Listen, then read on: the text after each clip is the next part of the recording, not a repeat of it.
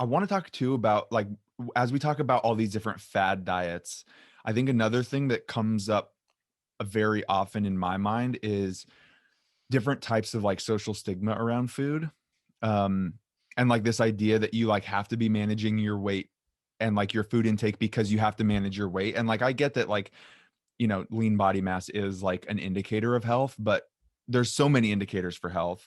Um, and as we were talking about, um, the idea of having like a caloric restriction as part of your meal plan in some ways.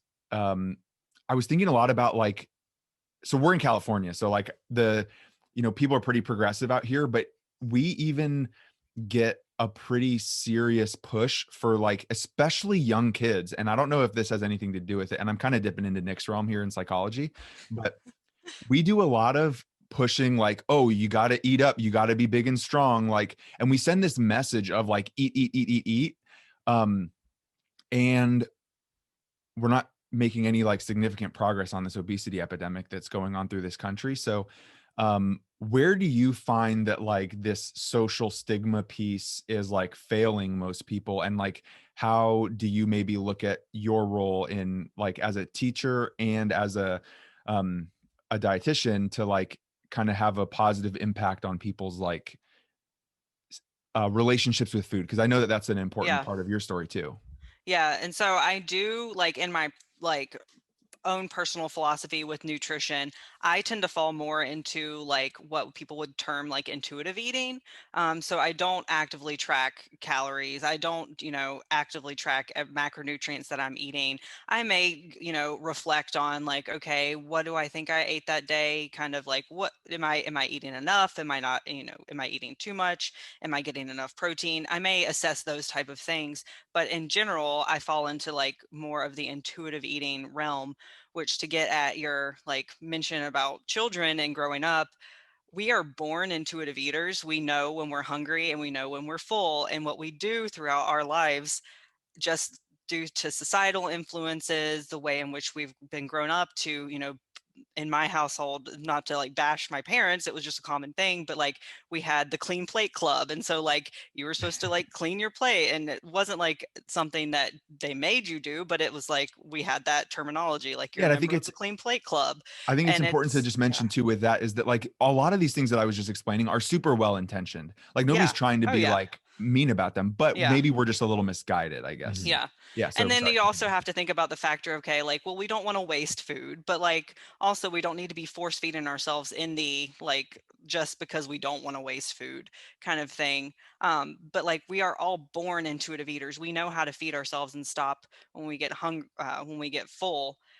And just throughout life, there are so many different factors like those experiences in childhood, just like cultural factors and societal factors, like the just food environment, and like complete like advertisements for food that are everywhere, the just ease of food access.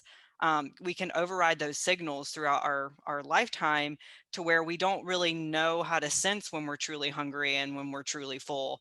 And so that can cause issues with overall energy balance, because when those mechanisms are well functioning, they're well functioning because our bodies can sense when we need food and when we don't need food. And they can generally regulate our body weight and energy balance pretty effectively. And so my own philosophy is trying to get back to that and trying to focus on that. But I do recognize, and I work with people that have goals of weight loss, and it's completely a valid choice. And there are ways in which we can do that healthier. Not, you don't have to be on a restrictive diet. You don't have to track your calories. You don't have to track your macronutrients. Like, can we just do some basic education on like what a healthy, like building a healthy plate, making balanced meals, assessing your hunger and fullness cues, and things like that. And so I do think that like the societal factor and like social cultural factor has played like a huge role in the current status of overall like metabolic health that exists in the US, outside of an individual's BMI or body weight, because we know that metabolic health can be poor in individuals with a healthy body weight, and it can be perfectly fine in individuals that we would classify as obese. Like nothing there is black and white either. So yeah, I'm rambling now. So That's right. I rambled for the whole question. So But it's all relevant. yeah. Like on a societal level and a structural level, there does seem like there's a better push towards healthier habits. But still, like you're saying, the education isn't really there. Like I didn't know anything about really healthy eating or just health in general, kind of, and that's a privilege. But until I was like in the last 5 years of my life, I feel. Yeah, and I don't know what they teach in school now because I feel like it's changed so much. Like math is a completely different subject now, apparently, in like elementary school. They do division way differently than we all learned.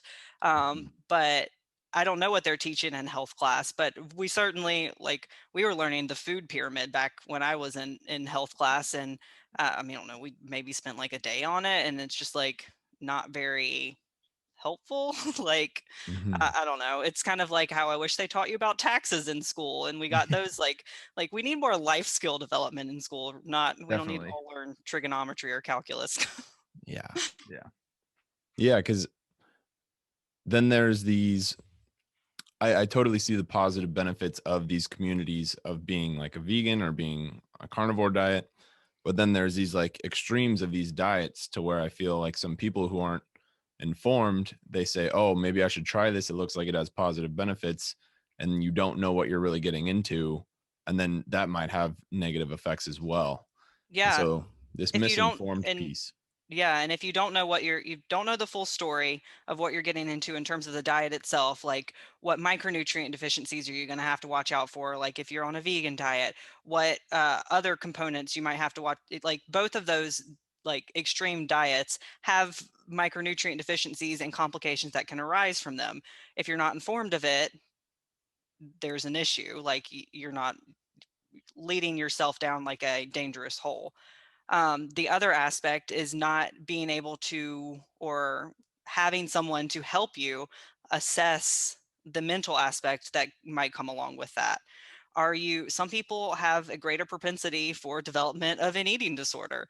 And now we know that it's not in the DSM-5, but it probably will be in the future, like the classification of orthorexia. So that extreme obsession with just healthy eating to where it becomes unhealthy. And so that I feel like a lot of individuals in both the carnivore camp and the vegan camp, that those type of extreme diets can put you at risk for that. And just eating disorders in general. If you don't understand your own basic like mental status going into those and your propensity for kind of like very OCD like behaviors and getting very fixated on things. People that are very type A are more at risk for eating disorder development of those kinds too. And so I think there it's important to be fully informed, like, hey, you need to keep tabs or have someone help you keep tabs on your mental status as you're going through this, if this is truly something you want to go through. So